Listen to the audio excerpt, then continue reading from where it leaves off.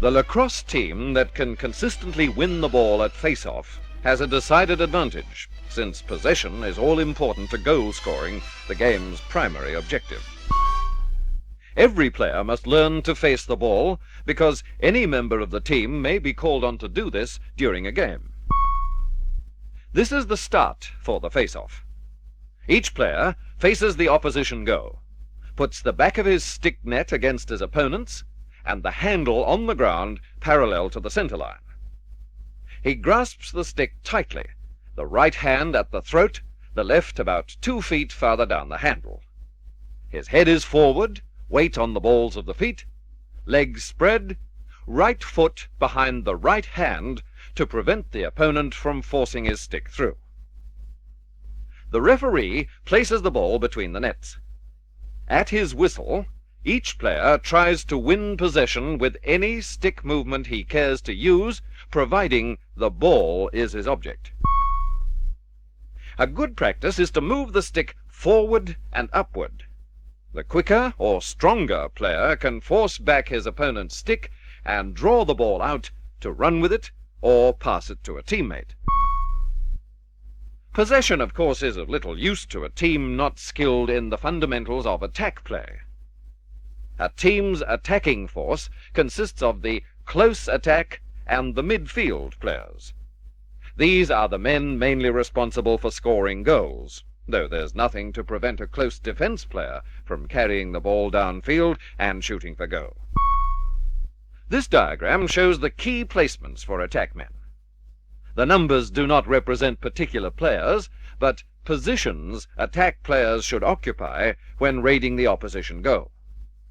Number 1 covers territory about 10 yards on each side behind the goal. Number 2 is on the goal crease. Number 3 about 15 yards in front of the goal. Before we examine the special responsibilities of these placements, let's define the lacrosse phrases we'll be using. Lacrosse really is a game of 9 individual contests between each attack man and his opposing defense. One way in which an attack player can outwit and elude his defense man is by quickly breaking away, a maneuver called cutting. Another vital part of attack technique is screening, where an attack man moves quickly across the line of flight of a pass or goal shot by a teammate with the object of unsighting the defense. Right? Okay, then back to our key placements diagram.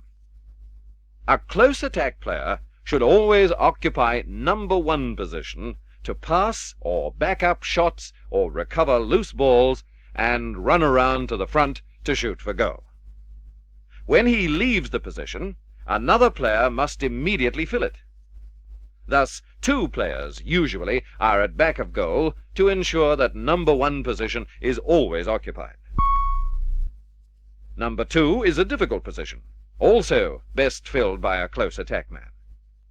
His main task is to screen the goalkeeper when teammates shoot at goal, and to recover and shoot any ball the goalie partially blocks. He must be an expert stick handler, able to catch and shoot the ball in one action. A midfielder usually takes the number 3 position.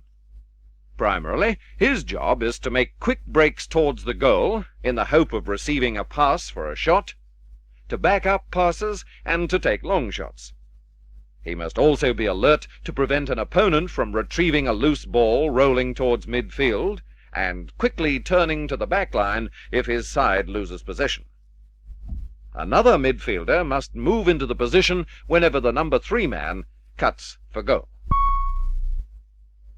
As yet, we've examined the roles of only 3 of the 6 attack players.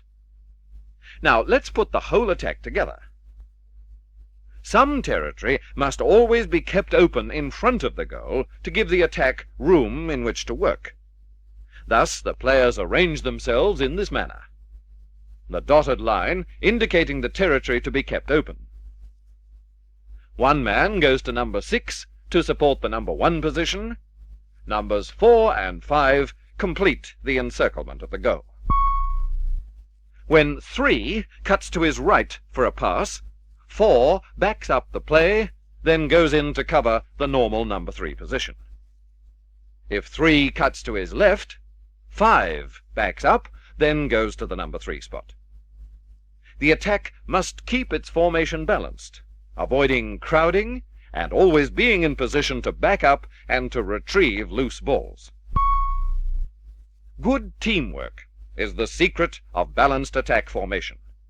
Everyone must always be alert and on the move, each man participating in every play, even though not directly involved.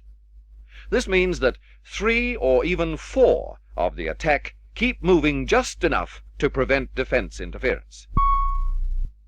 An attack player receiving a pass or recovering a loose ball when not in position to shoot for goal should turn to put his body between ball and opponent and look for an open man in the scoring territory to whom to pass. For example, this player passes to a teammate, who cuts by his defense man to take the pass for a goal shot. Success in attack depends entirely on intelligent cutting. A man should never attempt a fast break unless he's sure, first, that his teammate with the ball is expecting it, second, that the play has a good chance of success. Nor should a player break if a teammate has already started to cut. Instead, he should get into position to back up the pass or shot at goal. Screening is an essential part of good teamwork. This diagram shows number 6 coming round to take a pass from number 1 and shoot for goal. Number 2 places himself between the goalkeeper and 6, thus screening the goalkeeper from the ball. An attack can only be as effective as its ability to bewilder the defense. Thus, a team's attack must develop great skill and teamwork in passing and shooting for goal. Short, snappy passes, shots for goal at every opportunity in a fast-moving attack will not allow the defense to get set. But never forget these golden rules. Don't pass to a teammate covered by the defense or when there is a risk of interception. Never pass from in front of goal to a player behind the goal unless his opponent is far enough away not to be able to intercept. This is always a risk with a long pass. Use the long pass across the field with great care. The defense probably would have time to intercept the ball or check the receiver as he's about to catch it. In shooting for goal, make your long shots along the ground, close shots high and aimed for a corner of the net. One attack player should always be in position to back up a pass to a teammate so that he can gather a missed pass or a ball rolling loose from a defense check.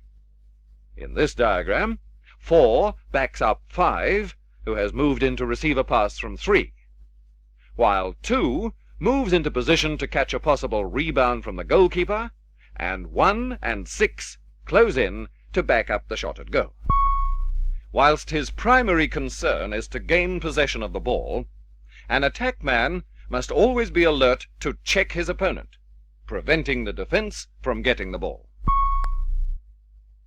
Now, let's summarize these fundamentals of attack, which a team's attack players must practice until they automatically do the right thing in any situation. First, the 3 key positions about the goal must always be manned.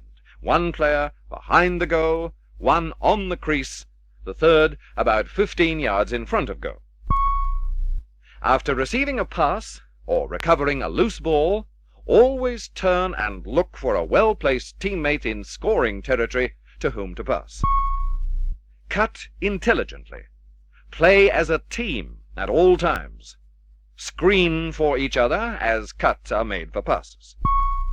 Unsettle the defense by keeping the ball on the move. Use short, crisp passes. Shoot at goal at every opportunity. Back up passes and goal shots. Be on your toes to ensure that the attack keeps possession.